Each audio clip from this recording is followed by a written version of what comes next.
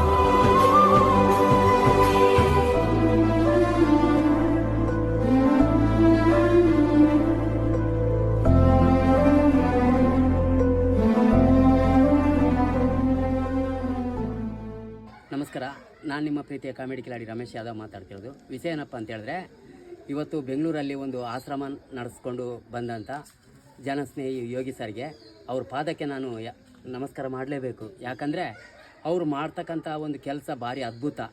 ಯಾಕಂದರೆ ಇಲ್ಲಿ ಮೂಡಿಗೆರೆ, ಚಿಕ್ಕಮಗಳೂರು ಜಿಲ್ಲೆ ಮೂಡಿಗೆರೆ ತಾಲೂಕಲ್ಲಿ ಆದೋಣಿ ಗ್ರಾಮಕ್ಕೆ ಬಂದು ಒಂದು ಬಡ ಒಂದು ಮನೆ ಇಲ್ದವರಿಗೆ ಒಂದು ಮನೆ ಕಟ್ಕೊಟ್ಟಿದ್ದಾರೆ.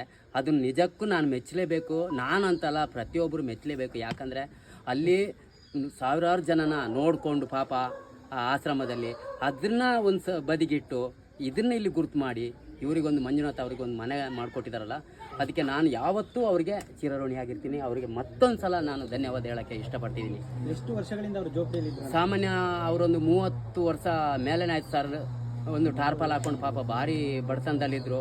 ಅದನ್ನು ನಮ್ಮ ಗಬ್ಗಲ್ ರವಿ ನಿಮ್ಮ ಜೊತೆ ಸೇರಿ ಅದನ್ನು ಗುರ್ತು ಮಾಡಿ ನಿಮ್ಮ ಗಮನಕ್ಕೆ ತಂದು ಇಂಥ ಒಂದು ಅದ್ಭುತ ಮನೆ ಮಾಡಿಕೊಟ್ಟಿದ್ದಕ್ಕೆ ಎಲ್ಲರೂ ನಿಜವಾಗ್ಲೂ ಭಾರಿ ಖುಷಿ ಪಟ್ಟಿದ್ದಾರೆ. ಅದ್ರ ಮಧ್ಯೆ ಭಟ್ರುಗಳನ್ನೆಲ್ಲ ಕರೆದು ಈ ಹೋಮ ಒಂದು ಏನು ಗೃಹ ಪ್ರವೇಶ ಎಲ್ಲ ಏನು ಒಂದು ಮಾಡಬೇಕು ಅದೇ ಥರ ನೀಟಾಗಿ ಮಾಡಿಕೊಟ್ಟು ಅವ್ರಿಗೆ ಯಾವ ಥರ ನನಗೆ ಅವರ ಒಂದು ಕೃತಜ್ಞತೆ ಹೇಳ್ಬೇಕಂತ ನನಗೆ ಗೊತ್ತಾಗ್ತಿಲ್ಲ. ಇಂಥ ಒಂದು ಭೂಮಿಗೆ ಬಂದ ಭಗವಂತನೇ ಆಗಿರ್ಬೋದು ಅಂತ ನಾನು ಯೋಚನೆ ಮಾಡ್ತಿದ್ದೀನಿ. ಯಾಕಂದರೆ ಎಲ್ಲರಿಗೂ ಆ ಮನಸ್ಸು ಇರಲ್ಲ. ಒಬ್ಬರು ಒಬ್ಬರು ಕಷ್ಟನ ಒಬ್ಬರು ಗುರುತು ಮಾಡಿ ಮಾಡಿಕೊಡ್ತಾರಲ್ಲ, ಅದು ನಿಜವಾಗ್ಲೂ ಅವರು ದೇವರೇ. ದಯವಿಟ್ಟು ಎಲ್ಲರೂ ಇದನ್ನು ಇಂಥ ಒಂದು ಏನು ಕೆಲಸಕ್ಕೆ ಸಪೋರ್ಟ್ ಮಾಡಿ ಆಶೀರ್ವಾದ ಮಾಡಿ ಅವ್ರ ಜೊತೆ ಇರಿ. ನೀವು ಕೂಡ ನಾನು ಬರೀ ಕಾಮಿಡಿ ಮಾತ್ರ ಮಾಡೋದಲ್ಲ, ನಿಜ ಜೀವನದಲ್ಲಿ ಆ ಮನೆಗೆ ನಾನು ಕೂಡ ನಾನು ಒಂದು ಗೃಹ ಪ್ರವೇಶಕ್ಕೆ ರವಿ ಅನ್ನೋರು ಕರೆದಿದ್ರು. ನಾನು ಇಲ್ಲಿ ಬಂದು ಭಾರಿ ಖುಷಿ ಆಯಿತು. ಇಲ್ಲಿ ಬಂದು ಯೋಗಿ ಸರ್ನ ನೋಡಿದ ಮೇಲೆ ದೇವ್ರನ್ನೇ ನೋಡ್ದಂಗೆ ಆಯ್ತು ನಾನು. ಯಾಕಂದರೆ ಅವ್ರು ನಿಜಕ್ಕೂ ದೇವ್ರೇ. ನಾನು ಬೇಕಾದ್ರೆ ಹೇಳ್ಬೋದು, ಅಣ್ಣ ನಿನಗೊಂದು ನಾನು ಮನೆ ಕಟ್ಕೊಡ್ತೀನಿ ಮರೆ ಅಂತ. ಆಗಲ್ಲ. ಯಾಕಂದರೆ ಅಲ್ಲಿ ಸಾವಿರಾರು ಜನಕ್ಕೆ ಅನ್ನ ಹಾಕಬೇಕು, ಅವ್ರ ಕಷ್ಟಗಳನ್ನೆಲ್ಲ ನೋಡ್ತಾ ಇರಬೇಕು. ಅದ್ರ ಮಧ್ಯೆ ಇದೊಂದು ಒಳ್ಳೆ ಕೆಲಸ ಮಾಡಿದಾರಲ್ಲ, ಇದನ್ನು ನಿಜವಾಗ್ಲೂ ನಾನು ಗ್ರೇಟ್ ಅಂತೀನಿ ಅವ್ರನ್ನ. ಥ್ಯಾಂಕ್ ಯು ಅಣ್ಣ. ನಮಸ್ಕಾರ. ಸೊ ಇವಾಗ ಅವರೆಲ್ಲ ಹ್ಯಾಪಿಯಾಗಿದ್ದಾರೆ, ತುಂಬ ಕಷ್ಟದಲ್ಲಿದ್ದರು. ಇವತ್ತು ಒಂದಷ್ಟು ಕಷ್ಟ ಹೋಗಿದೆ ಅಂತ ಅನಿಸ್ತಾ ಇದೆ ನನಗೆ. ಯೋಗಿ ಸರ್, ನಾನು ಒಂದು ವಾರ ಹಿಂದೆ ಅವ್ರ ಮುಖ ಎಲ್ಲ ಒಂಥರ ಒಂದು ಚಪ್ಪೆ ಆಗಿತ್ತು. ಅವ್ರ ಖುಷಿನೇ ಇರಲಿಲ್ಲ. ಇವತ್ತಿಂದ ನೋಡಿ ನಗ್ನಗ್ತಾ ಹೆಂಗಿದ್ದಾರೆ ಅವರು. ಎಲ್ಲ ಕುಟುಂಬಸ್ಥರು ಅವ್ರ ಮನೇಲೇ ಇದ್ದಂಗಿದ್ದಾರೆ. ಎಲ್ಲ ಜನ ಬಂದೆಲ್ಲ ಅವ್ರಿಗೆ ಆಶೀರ್ವಾದ ಮಾಡೋದು. ಭಾರಿ ಅದ್ಭುತ ಮನೆ ಸರ್, ಅದ್ಭುತ ಮನೆ. ನಿಜವಾಗ್ಲೂ ನಿಮ್ಮ ಪಾದಕ್ಕೆ ನಾನು ನಮಸ್ಕಾರ ಸರ್. ನಾನು ಥ್ಯಾಂಕ್ ಯು ಸೊ ಮಚ್ ಅಣ್ಣ. ದೇವ್ರು ಒಳ್ಳೇದು ಮಾಡಲಿ ನಿಮಗೂ ಕೂಡ. ಇಂಥ ಒಂದು ಸಾಹಸ ಕೈ ಹಾಕೋಕ್ಕೆ ಇನ್ನಷ್ಟು ದೇವರು ಆರೋಗ್ಯ ಐಶ್ವರ್ಯ ಎಲ್ಲ ಕೊಟ್ಟು ನಿಮ್ಮನ್ನ ಕಾಪಾಡಲಿ ಅಂತ ಹೇಳಕ್ಕೆ ಇಷ್ಟಪಡ್ತೀನಿ. ನಮಸ್ಕಾರ.